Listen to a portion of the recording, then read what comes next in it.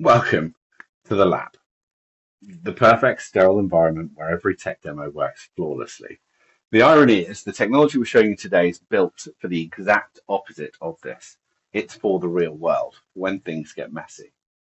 Here at Covenco, we use the best tools for the job, and our star player today is the IBM FlashSystem 5200.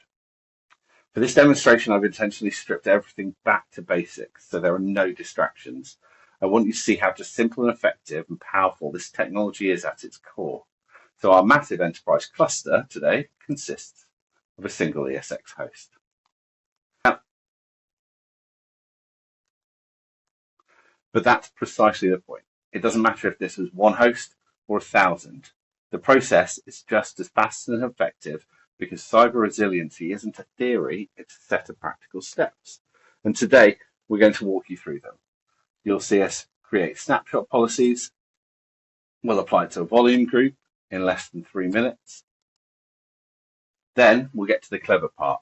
We will recover a live virtual machine from an isolated, immutable backup and show you how it's done without needing to double our storage footprint.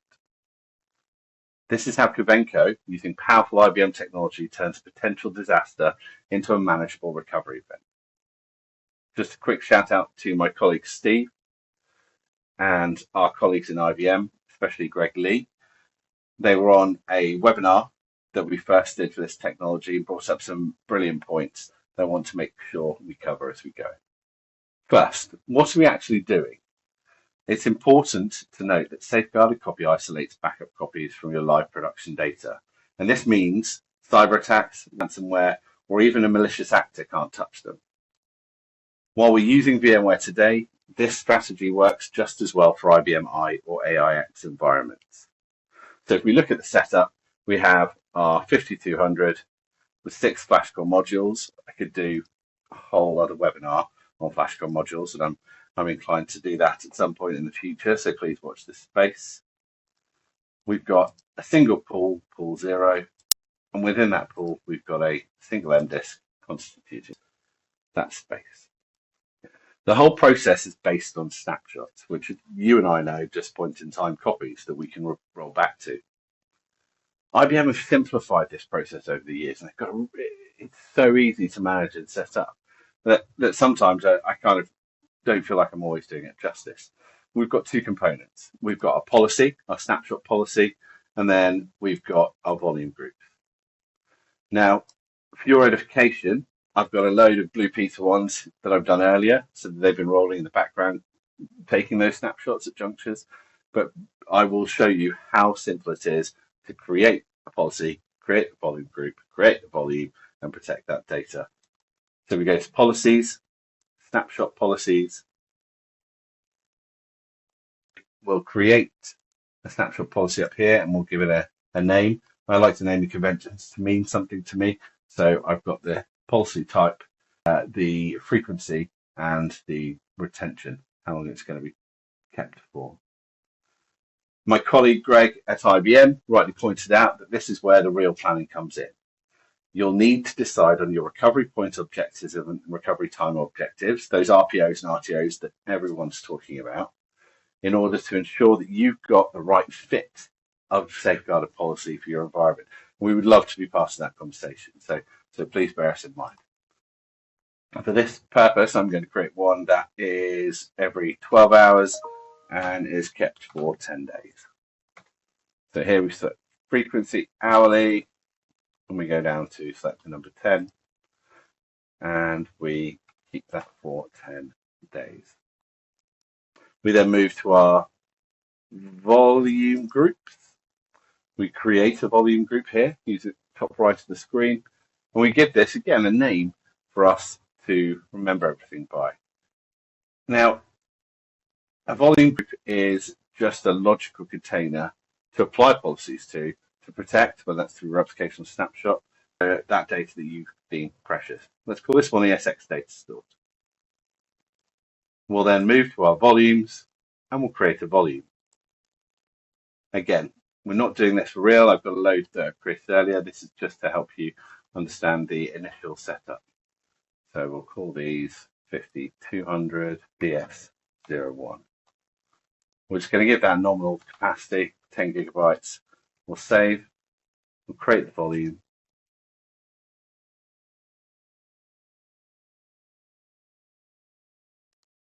We'll go to our volume group. We're going to add an existing volume.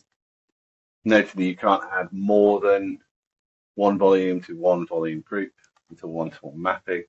We go to our policies tab here. We go to assign internal snapshot policy, and we select the policy relevant to us. We need to ensure that this box is ticked, safeguarded. Now, 2EM's always a classic time for automated attacks, in my experience. So make sure that we choose the time that's relevant to us and relevant to the threats that we face. And we simply assign that policy. Now, any data on that volume is now protected by our policy. There are other functions that we can do, and again, I'd really like to get into the weeds of some of this. If you've got any comments, please make them below. We'll see what we can do to answer them.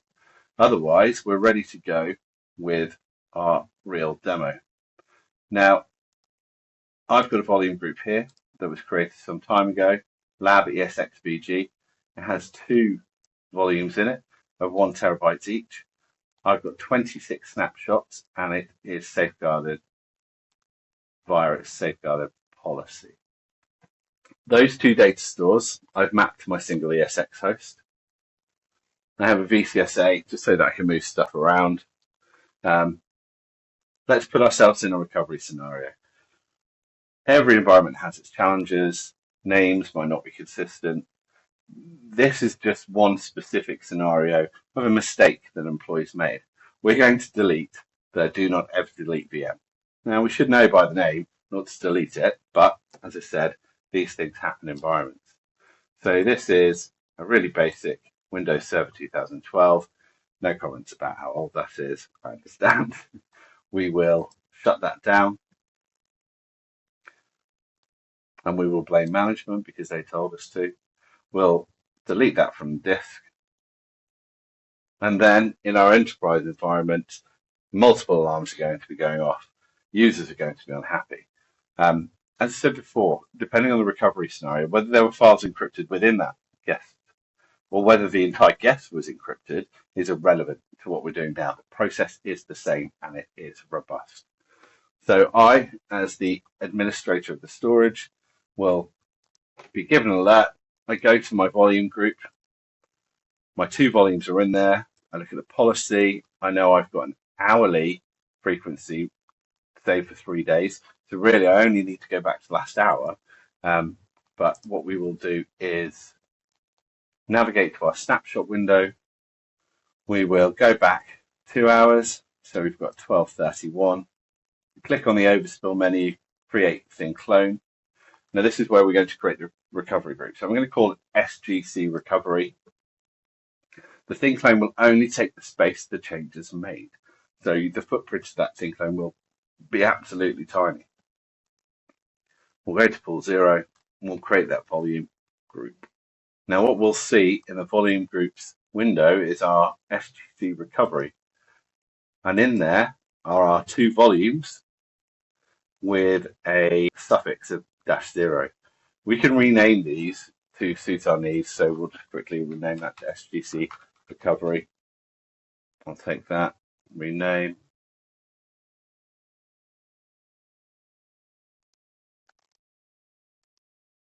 I'll do the same for this one, rename.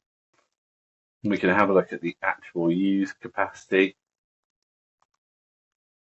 That's absolutely tiny. So this denotes a thin provision run, and this is the actual capacity that that particular recovery snapshot is using. Now we're going to recover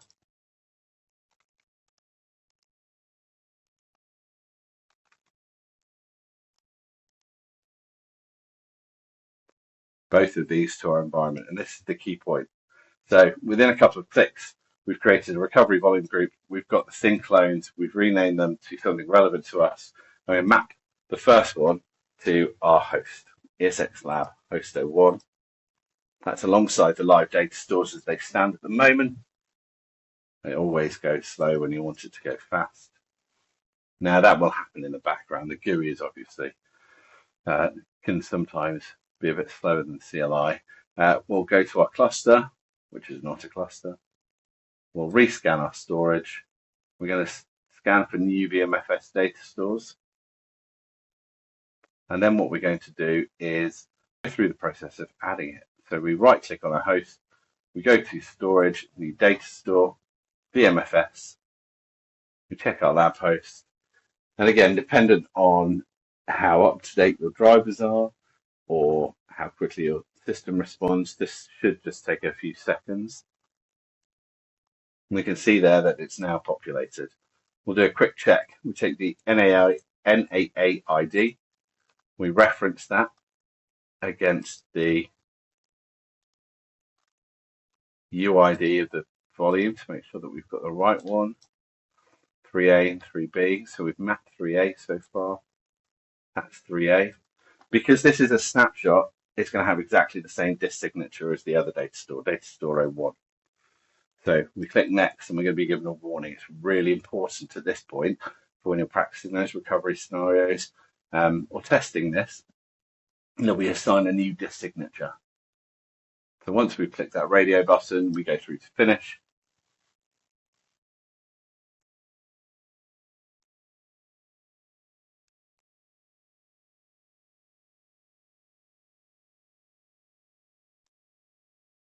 We'll navigate to our data store view, and here we have the recovered snapshot. Now, if we look at our other data stores, we can see that the do not ever delete VM has been absolutely obliterated. It's not on any of the production data stores. We're looking 2 hours ago. There it is. Really simple. We go into this virtual machine and we've got two options at this point, depending on our recovery paths. I want to either A, get it back into production, get it up and triage anything that's not working, or I want to put it into a clean room and scrub it because I had some kind of crypto virus on it. So I'm going to select the VMX. I'm going to register that VM, put in its default locations. I'm sure you've all done this a million times before. Select our cluster, not a cluster, and our VM's back. Now I can power that on from the snapshot. And if we take a quick view back to our flash system, we can see that if we move along, the used capacity is growing, but at such a small rate. So while we get this up and running,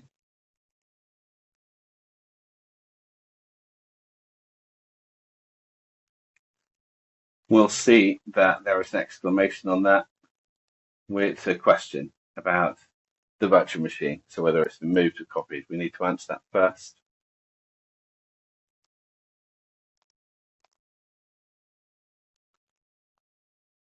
This is really to do with the unique ID of the virtual machine. So we'll say, I moved it, it's my favorite answer.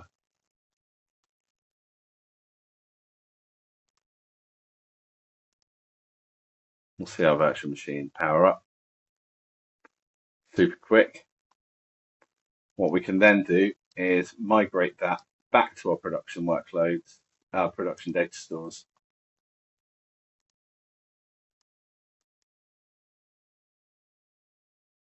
And we've effectively recovered that virtual machine. My colleague Steve made a great point here. He noted that while I'm selecting clones from an hour ago, real disaster recovery scenario would be different. So you might be going back 4, 6, 24 hours to find a clean recovery point. But we can do this simultaneously and we can do it quickly. That's the real value of this solution that I'm going through right now. And there we are, a fully booted server running directly off the snapshot, moved to our production data stores, all while barely touching our storage capacity. It's an amazing complement to your existing strategy. We did it here in our massive single host lab, but as I said at the start, the speed and impressively low storage overhead are the same whether you have one server or a whole data center. And that's the power of IBM FlashSystem with safeguarded copy. That is what true cyber resiliency looks like in practice. Your wall, your protection might get breached, but with an isolated, immutable copy ready to go, you can recover and get back to business before the damage can truly take hold. Thank you very much for watching. Let us know if you have any questions.